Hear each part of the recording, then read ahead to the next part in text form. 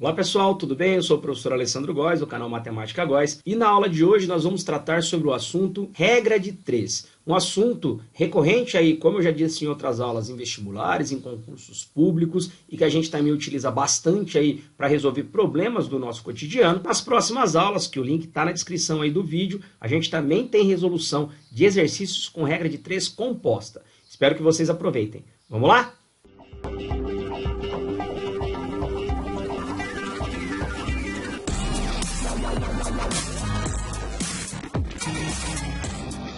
Começando o assunto regra de 3, nós vamos começar aí pela chamada regra de 3 simples. E já falando aí de proporções que a gente viu na última aula, a gente tem como exemplo a velocidade, onde a gente envolve a grandeza metros de distância e segundos de tempo. A gente também tem aí a aceleração. Uma outra aplicação seria a utilização de regra de 3 para, por exemplo, calcular a produção de um trabalhador, utilizando as grandezas peças e horas trabalhadas. Já a chamada regra de 3 composta vai ser aquela proporção onde nós vamos ter mais de duas grandezas para comparar. Nesse caso, um exemplo aí seria, na mesma produção daquele trabalhador ali, nós colocarmos, por exemplo, as peças que ele produz, a quantidade de horas trabalhadas para isso e a quantidade de máquinas que pode ser maior ou menor. Acredito que agora o interessante, então, é nós pegarmos exemplos desses dois tipos de regras de 3 para ficar bem claro para você onde a gente pode aplicar cada um. Vamos lá? Começando então com o exemplo de regra de 3 simples. O primeiro exemplo do Enem de 2012 dizia o seguinte: uma mãe recorreu à bula para verificar a dosagem de um remédio que precisava dar ao seu filho. Na bula, recomendava-se a seguinte dosagem: 5 gotas para cada 2 quilos de massa corporal, e isso também a cada 8 horas. Se a mãe ministrou corretamente 30 gotas do remédio a seu filho a cada 8 horas, qual é a massa corporal desse filho? Veja bem que aqui, aparentemente, nós temos 3 unidades de medidas, que seria a quantidade de gotas, a massa da criança e as horas. Porém, como tanto na primeira parte quanto na segunda parte nós não temos alterado a quantidade de horas, nós acabamos ficando com duas grandezas. E nesse caso a gente tem uma regra de 3 simples. Como é que a gente então vai resolver isso? O primeiro passo é ler o problema e separar então as grandezas em colunas. Nós temos massa corporal e gotas. Na primeira parte, para cada 2 kg de massa da criança, nós utilizamos 5 gotas. O exercício, porém, fala que ela ministrou 30 gotas. Se ela ministrou 30 gotas, qual é a massa corporal da criança? Aqui, então, pessoal, que entra o conceito de regra de 3, porque nós temos 1, 2, 3 informações e nós queremos obter uma quarta. Ao ter 3 informações e querer obter uma quarta, eu tenho o que a gente chama de regra de 3. Nada mais do que isso. O próximo passo, então, seria o de identificar se as grandezas são diretamente ou inversamente proporcionais. Para resolver isso, algo bem interessante é se utilizar da lógica.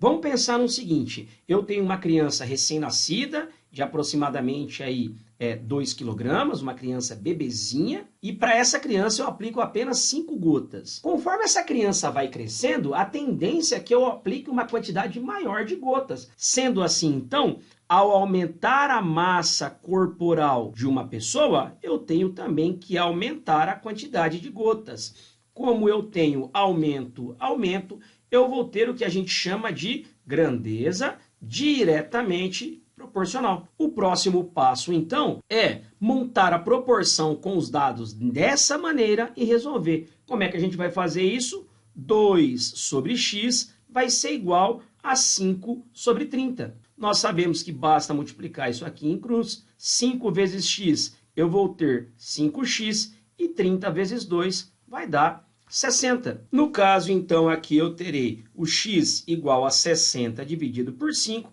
A criança, então, tem aí 12 kg, alternativa A. Tá vendo aí, então, pessoal? Uma questão de Enem, que com uma regra de 3 simples, a gente resolve.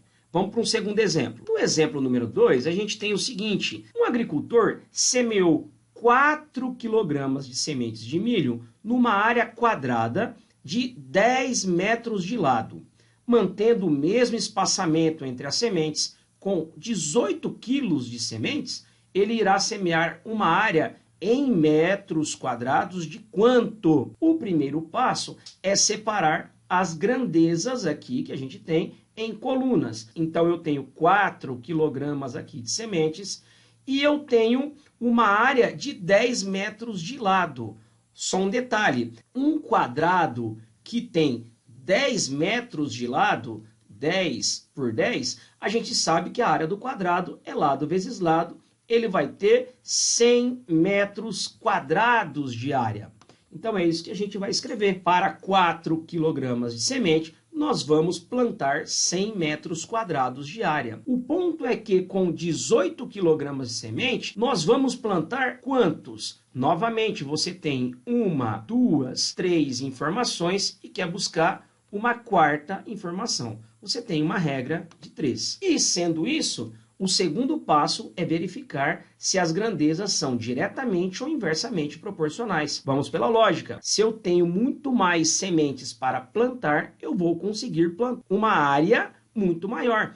Automaticamente, grandezas diretamente proporcionais. E se eu tenho as grandezas como diretamente proporcionais, a única coisa que eu tenho que fazer é montar as minhas proporções e resolver o problema. Multiplicando isso aqui cruzado, 4 vezes x dá 4x, 100 vezes 18 dá 1.800. O x vai ser 1.800 dividido por 4.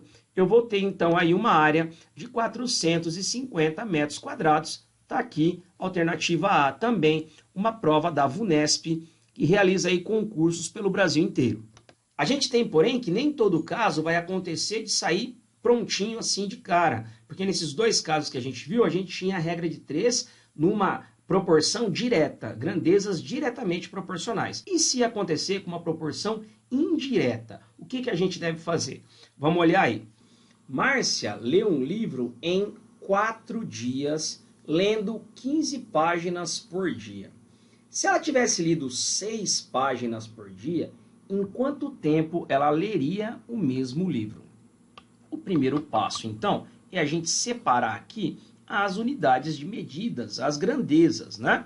Então, nós temos a quantidade de dias, que começamos aqui com 4, e as páginas que ela lê por dia, que no caso aqui, 15 páginas. E a gente seleciona isso. Se ela tivesse lido 6 páginas por dia, em quanto tempo ela leria o mesmo livro? O segundo passo seria verificar, então, se as grandezas são diretamente ou inversamente proporcionais. Se eu aumentar a quantidade de páginas que eu leio por dia, eu vou diminuir o tempo que eu gasto para ler esse livro. Logo, as grandezas são inversamente proporcionais. E nesse caso, então, o que a gente deve fazer? Sendo as grandezas inversamente proporcionais, nós temos que trocar uma dessas grandezas para as flechinhas aí ficarem alinhadas. Como é que a gente faz isso então? Eu vou manter aqui 15 e aqui 6, porque aí eu vou manter isso aqui dessa maneira.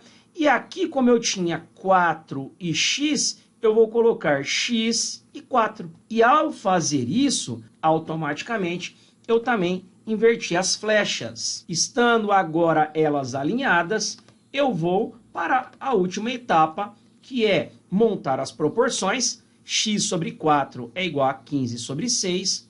Multiplicar isso aqui cruzado. 6x é igual a 15 vezes 4, 60. E no caso, então, o meu x vai ser 60 dividido por 6, que é um prazo de 10 dias. Alternativa B. Resumidamente, então, você separa as grandezas, verifica se elas são diretamente ou inversamente proporcionais. Se forem diretamente, resolve. Se for inversamente, você troca uma delas e resolve. E é só isso, a regra de 3 simples.